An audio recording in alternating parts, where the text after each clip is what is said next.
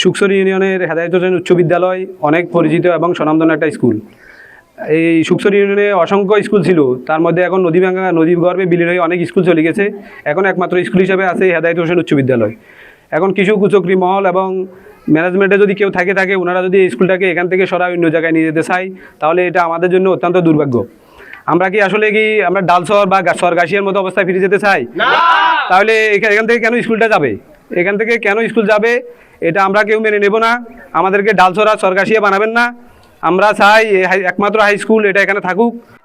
আমরা এখন এই বিদ্যালয়ে শিক্ষারত অবস্থায় আছি। আমি বলতে চাচ্ছি যে আমাদের এই প্রতিষ্ঠান যদি অন্য কোথাও নিয়ে যাওয়া হয়, আমাদের এখানকার যে রাস্তাঘাটের অবস্থা, আমাদের পক্ষে এখান থেকে অন্য কোথাও গিয়ে পড়াশোনা করা সম্ভব নয়। তা আমি জোর দাবি জানাচ্ছি যে আমাদের এই প্রতিষ্ঠানটা এখানে রাখার জন্য, যে আমাদের এই ক্যাম্পাসটি হস্তান্তর করে এখান থেকে নিয়ে যাওয়া হবে।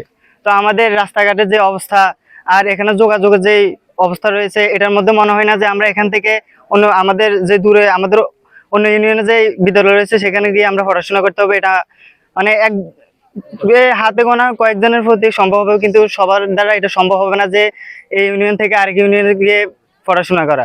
তো আমি চাই আমাদের বিদ্যালয় এখানে থাকুক এবং এটাকে আগের মতো আবার সুন্দরভাবে সংস্কার করা হোক। সামান্য কালবৈশাখীর কবলে পড়ে আমাদের এই পূর্ববাসী ক্যাম্পাসটি ধসে পড়ে।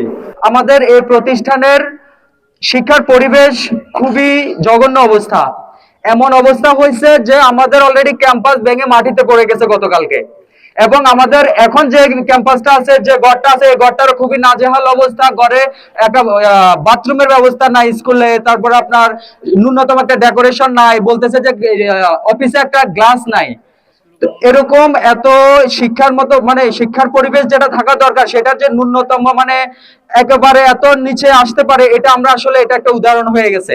তো আমরা আজকে মানববন্ধন থেকে আমরা ঘোষণা করছি, আমরা এই মানববন্ধন আরো বৃহৎ পরিসরে যাবে যদি এই পরিবেশ পরিস্থিতিগুলো উচ্চ পরিবর্তন না হয়। সরকারি বাজেট আসে প্রত্যেক স্কুলের জন্য, প্রত্যেক সিজন ওয়ারি যে বাজেটগুলো আছে সেগুলো অনুযায়ী যেন কাজ হয়, এবং আমরা আমাদের জায়গা থেকে হেল্প করব এই আশাবাদ ব্যক্ত করছি।